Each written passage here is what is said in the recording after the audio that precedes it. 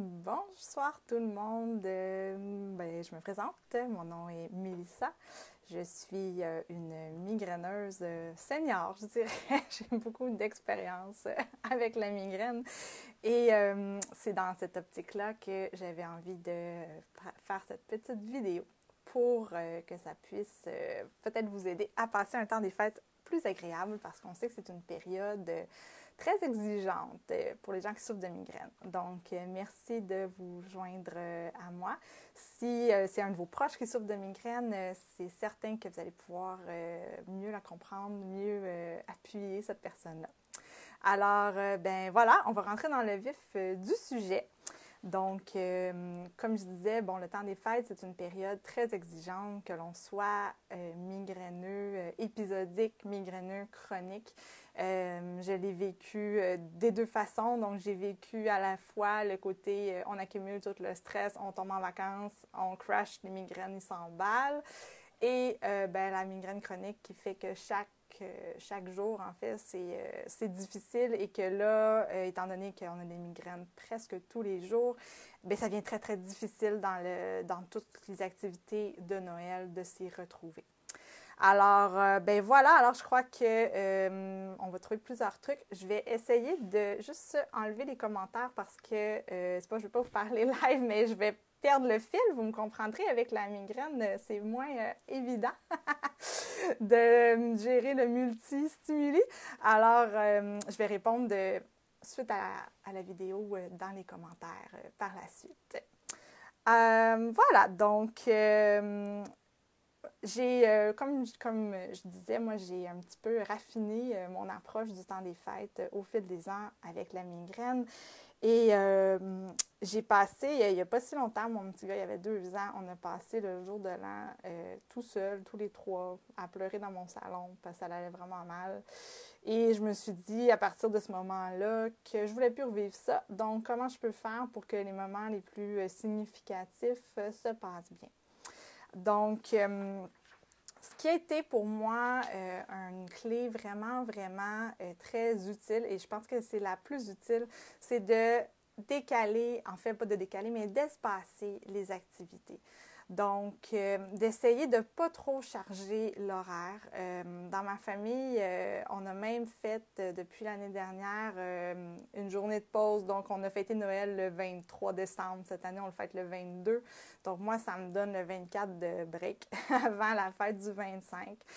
Je sais que c'est peut-être pas possible de le faire pour vous cette année. Il est un peu tard, mais ça peut donner une piste pour une prochaine année, par exemple. Et sinon, ce que je fais maintenant, c'est que je ne prends plus aucun engagement pendant le temps des fêtes, entre Noël et les jours de l'an. Je dis aux gens, écoutez, c'est pas que je veux pas vous voir, c'est juste que j'arrive pas, moi, à suivre le beat. Les migraines deviennent trop difficiles. Alors, si je suis en forme, si ça nous tente, on va peut-être réussir à se voir, mais je veux pas m'engager, je veux pas avoir à annuler. On sait comment c'est difficile, comment on se sent coupable. Alors, j'essaie d'éviter maintenant de me mettre dans ces situations-là. Donc, pour moi, le gros minimum, c'est de garder une journée, dans le fond, de libre entre deux activités. Donc, pas avoir quelque chose 2 jours de suite. Et une activité, quand on souffre de migraine, aller au cinéma, ça compte comme une activité, là, c'est exigeant. Donc, ça prend du temps de lousse, ça prend de l'espace tampon pour être capable de récupérer entre 2 fêtes. Ensuite, une grosse portion du temps des fêtes, c'est le magasinage, les cadeaux, l'épicerie, tout ça. Donc, un des trucs que j'ai développé, en fait, c'est de magasiner au maximum en ligne. Là, il commence à être un petit peu serré dans le temps, mais il reste encore du temps d'ici Noël, donc ça peut rester une option. Sinon, beaucoup de magasins maintenant offrent le ramassage en magasin. Donc, vous pouvez faire la commande en ligne et puis juste aller la chercher. Ça l'évite de faire tout le magasin. Ça limite le nombre de stimuli. Vous pouvez même envoyer votre conjoint chercher la fameuse commande. Donc, que ce soit des jouets, que ce soit l'épicerie. On peut faire ça à l'épicerie maintenant. Donc, essayez de se trouver des façons de se faciliter la vie, de ne pas se rendre dans la cohue. Si vraiment on a à aller magasiner live, essayez peut-être d'y aller dans une période plus tranquille, le lundi soir ou tôt le matin, et puis se faire une liste pour comme limiter encore là le temps qu'on va y passer.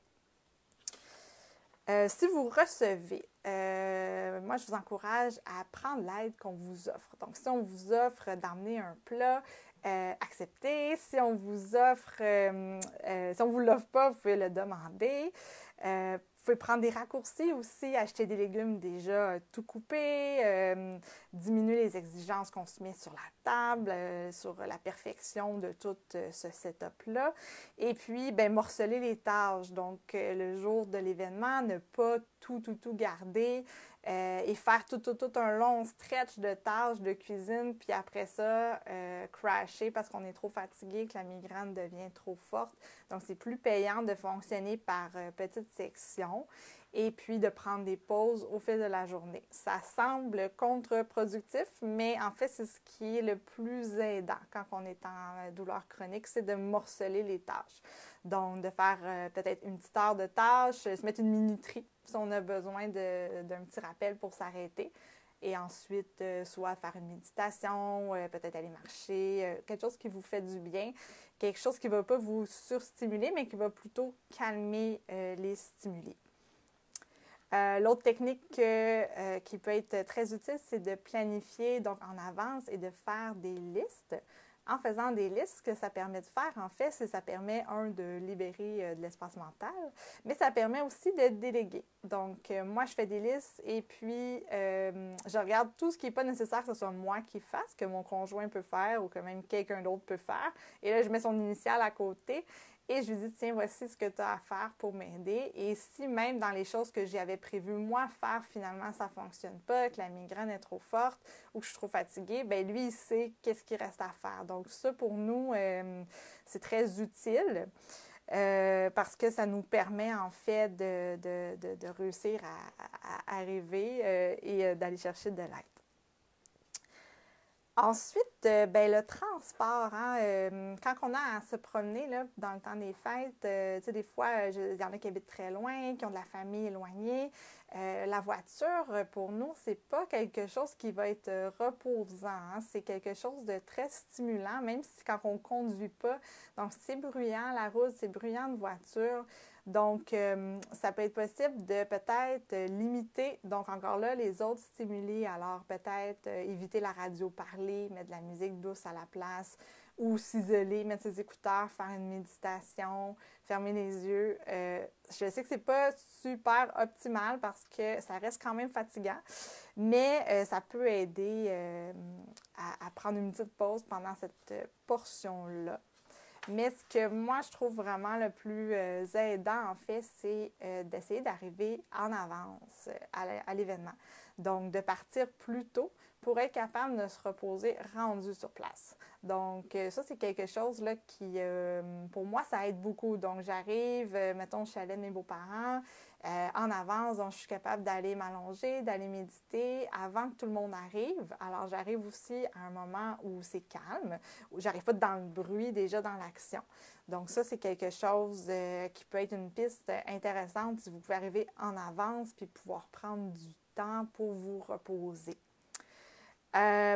Ensuite de ça, ben, le jour même, donc le jour de Noël, le jour du jour de l'an, comment qu'on peut faire pour s'aider là-dedans? Parce que on le sait, hein, il y a beaucoup de bruit, il y a beaucoup d'action, il y a beaucoup de conversations, des fois il y a de la musique. Donc, comment qu'on peut faire pour un peu se faciliter la vie? Alors, ben, en fait, la première chose, je crois que ce serait de limiter nos déclencheurs. On a tous des choses qui déclenchent plus nos migraines. Donc, tu sais, d'éviter, par exemple, les parfums, de demander, moi j'ai déjà demandé aux gens d'éviter de se parfumer parce que c'était un point où je pouvais même plus rester dans la soirée. Ou bien j'évite de donner des bisous quand je sens le parfum. Là, je fais des dans les airs parce que je sais que si je suis imprégnée de l'odeur, ça ne fonctionnera pas.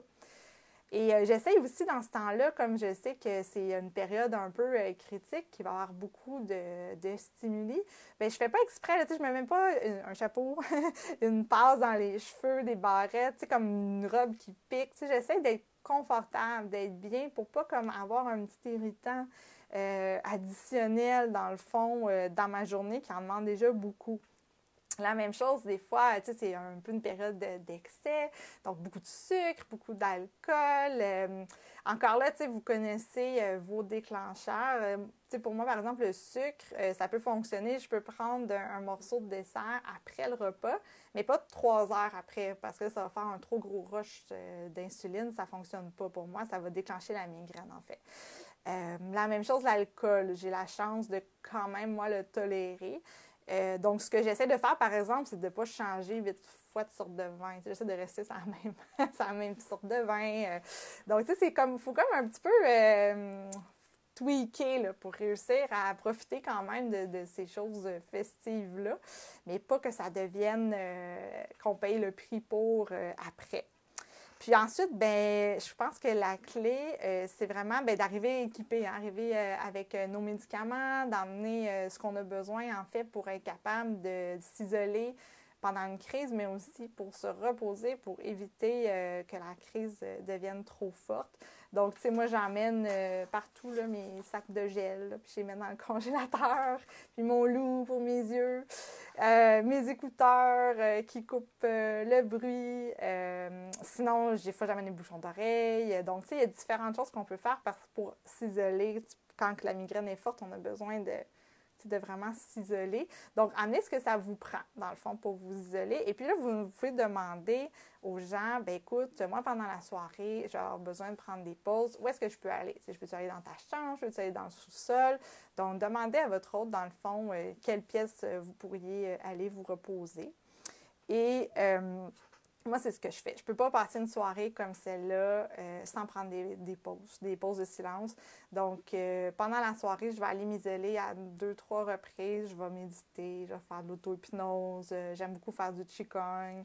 Des fois, je vais aller marcher. Si je viens vraiment fatiguée, là, puis que là, c'est trop, là, je vais aller prendre une petite bouffée d'air frais, une petite bouffée de silence. Donc, ça, pour moi, ça fonctionne bien. Puis ça, pour arriver à le faire, je sais que c'est vraiment pas évident parce qu'on ne veut pas couper des conversations, on a du plaisir, mais tu sais, on le sent hein, quand la fatigue en monte, puis on sait que l'étape après la fatigue, c'est la migraine. Donc, moi, j'essaie dans ces occasions-là d'être vraiment comme vigilante à mes signaux de fatigue. Moi, je remarque dans ce temps-là, je vais me mettre à bâiller beaucoup, ou on va me dire que tu as les yeux petits, ou j'ai commencé à avoir... Ah, bonjour! Je suis désolée, il y a eu un problème technique. J'espère que ça fonctionne maintenant, que vous me voyez bien. Alors, je ne sais pas où ça l'a gelé, là. Ça l'a gelé. Pour moi, ça l'a gelé quand je parlais des signaux de fatigue, en fait, là, qu'il faut surveiller. Alors, donc, je disais, je ne sais pas où ça l'a coupé, alors je vais recommencer ce bout-là. Je disais que pour moi, je remarque là, quand je me mets à bâiller, quand j'ai mal dans le cou, où je me sens comme des fois déconnectée. Là. Je ne suis plus vraiment dans mon corps, je ne suis plus vraiment là, je suis un peu off. Ou bien là, c'est comme plus vraiment intéressant ce que la personne me dit. C'est pas parce que c'est plus intéressant, mais c'est que là, c'est des signes pour moi que là, j'ai comme atteint plus que ma limite. Il faut que je me retire, il faut que j'aille me reposer. Donc, il y a sûrement d'autres signaux avant que je n'ai pas vu me rendre à ce stade-là, mais moi, c'est souvent là que je fais « Oh, OK, je m'en vais ». Donc, je vais m'isoler, je vais me reposer pour pouvoir revenir dans la fête par la suite. Sinon, mais ce que je fais des fois aussi, ou ce que je faisais au début, là, quand j'étais un petit peu moins habituée de faire ça, c'est que je demandais de l'aide. Donc, je demandais, mettons, à mon conjoint, tu peux-tu me le dire, me rappeler d'aller me reposer? Puis, tu sais, les gens, des fois, sont meilleurs que nous pour voir, tu sais, ils vont me dire, ben là, on est en train de débarrasser, ce serait un bon temps pour t'être reposé, là, avant qu'on ouvre les cadeaux. Je suis comme, ah oui, OK, t'as raison. Fait que, tu sais, on peut demander de l'aide, on peut demander à notre famille, à nos amis, on peut mettre une minuterie, j'ai déjà fait ça, mettre une minuterie sur le four, puis quand ça sonnait, tout le monde me disait, ah ouais, va te reposer, va-t'en. Fait que, tu sais, ça a l'air un peu fou, mais ça fonctionne. Tu sais, c'est une façon de pouvoir durer, dans le fond, toute la soirée. Puis, tu sais, c'est un marathon un peu en temps des fêtes. Donc, être capable d'avoir l'autre fête le lendemain ou le surlendemain, idéalement. Donc, moi, c'est une chose que je fais. Et aussi exprimer nos besoins. Parce que les gens qui ne souffrent pas de migraine comprennent mal à quel point on est affecté par les odeurs, le son, la lumière. Puis si on ne l'exprime pas, ben, ils ne peuvent pas le savoir. Alors, tu sais, on peut l'exprimer, on peut dire, écoute, on peut-tu fermer la musique, là, ça me déconcentre, il y a trop de bruits différents. On peut-tu tamiser la lumière? Ou bien est-ce que je vais changer de place parce que là, la lumière me dérange? Donc, tu sais, c'est des choses comme ça qu'il trouve que si on l'exprime, ça peut être super payant. Et finalement, l'autre chose aussi, c'est de peut-être quitter plus tôt la soirée. Plutôt que pas y aller pantoute, d'y aller, puis dire, OK, là, moi, rendu, mettons, vers 9 h, on va quitter. Moi, je fais des spot checks avec mon chum, il vient me voir, il dit, bon, tout es-tu correct? Puis là, je suis comme, je sais pas. Puis là, après ça, je suis comme, oh non, sais-tu? Je suis fatiguée. Fait que ça, c'est quelque chose qui peut bien fonctionner aussi. Puis garder en tête que partir, ça prend 30 minutes. Le temps de râper les cadeaux, les petits, les manteaux, des bisous. Donc, tu sais, il faut comme compter ça dans notre temps aussi. Des fois, on sous-estime le temps que ça peut prendre juste partir. Donc, ça, c'est une stratégie. Donc, quitter plus tôt plutôt que d'éviter la fête.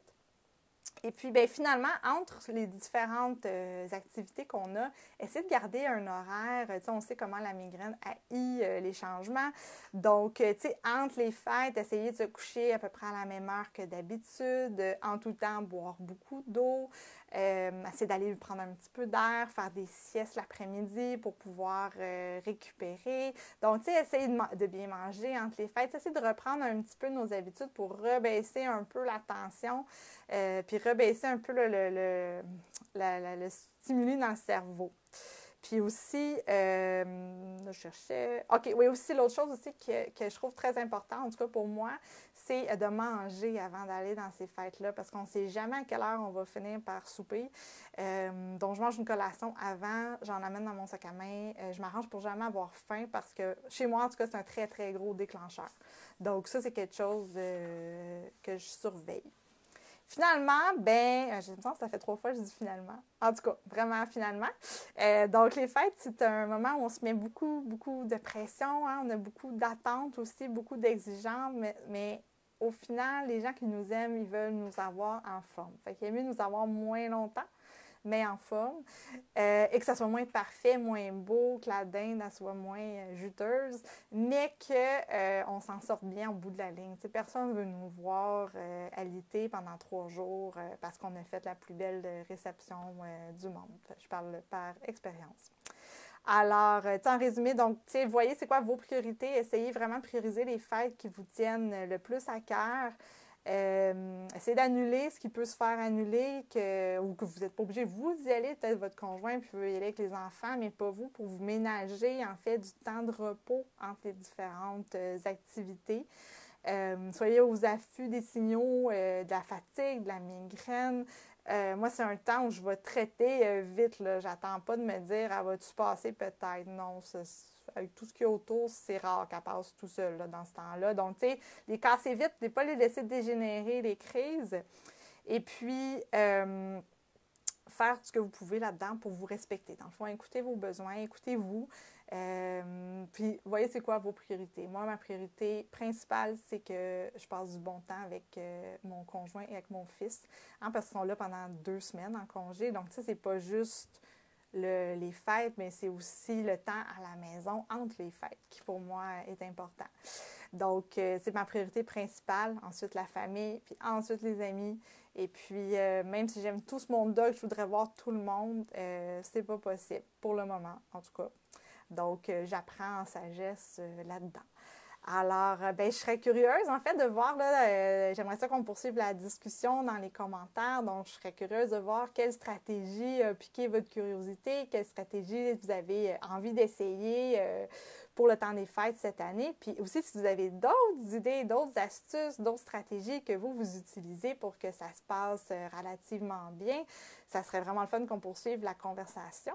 Et puis, je vous invite à partager cette vidéo-là à vos proches. Peut-être qu'ils vont mieux vous comprendre. Tu sais, ça peut être une façon, ça, d'exprimer nos besoins quand on a de la misère à le faire soi-même. On peut peut-être demander à nos proches, envoyer ça à nos proches, puis on va faire « Ah ouais, OK, c'est ça qu'elle vit, là. Là, je comprends mieux. » Donc, voilà. Alors, sur ce, je vous souhaite un très joyeux temps des fêtes et merci de votre temps. Et, à la prochaine!